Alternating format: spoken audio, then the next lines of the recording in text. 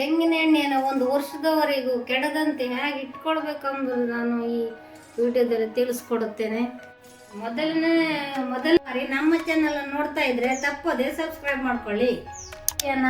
ಒಂದು 4 ಬಿಸಿಲಲ್ಲಾದ್ರೂ ಒಣಸ್ಬೇಕಿದ್ರ ಒಣಸಿ ಇದನ್ನ ಸಣ್ಣ ಪೀಸ್ ಮಾಡ್ಕೊಂಡು ಮಿಲ್ಲಿ ಗಾಣಕ್ಕೆ ತಕೊಂಡು ಎಣ್ಣೆ ಮಾಡಿಸ್ಕೊಂಡು ಆ ಎಣ್ಣೆಯನ್ನ 7 ಬಿಸಿಲಲ್ಲಿ ಒಣಸ್ಬೇಕು. 7 ಬಿಸಿಲಲ್ಲಿ ಒಣಸ್ಕೊಂಡು ಎಣ್ಣೆಯನ್ನು ಸೋಸಿ ಅದು ಚಲೋ ಒಣಗ್ಬೇಕು. ಎಷ್ಟು ಬಿಸಿಲಲ್ಲಿ ಒಣಸಿದ್ರು ಒಣಗ್ದಂಗೂ ನಮಗೆ ಚಲೋದೇ ಎಣ್ಣೆ ನೋಡಿ. 7 ಬಿಸಿಲಲ್ಲಿ ಒಣಸಿದ ತಕ್ಷಣ ನಾವು ಆ ಎಣ್ಣೆಯನ್ನು ತಂದು ಈ ಡಬ್ಬದೊಳಗೆ ಸೋಸ್ಬೇಕು. ಚೆನ್ನಾಗಿ ಸೋಸಿ ಈ ಡಬ್ಬಿಯಲ್ಲಿ ಹಾಕಿಡ್ಬೇಕು.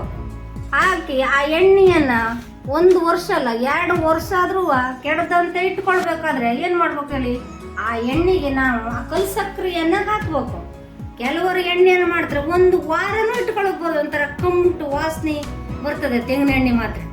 ಹಾಗಾಗಿ ನಾವು ಇದನ್ನ ನೋಡಿ ಡಬ್ಬಿಲಿ ನಾವು 1 ವರ್ಷ ಅಲ್ಲ ಈಗ 1.5 ವರ್ಷ ಆಯ್ತೇ ಬಂತು. ಎಣ್ಣೆ ಹ್ಯಾಂಗಾದೆ ನೋಡಿ. ಕಲ್ಸಕ್ರಿಯನ್ನ ಹಾಕಿಟ್ಟಿದೆ, ಬೇಕಾದ್ರೆ ತೆಗೆದು ತೋರಿಸ್ತೇನೆ ನಿಮ್ಗೆ ನೋಡಿ. ನಾನು ಕಲ್ಸಕ್ರಿಯನ್ನ ಹ್ಯಾಂಗ್ ಹಾಕಿಟ್ಟಿದ್ದೇನೆ ನಾನು ನೋಡಿ.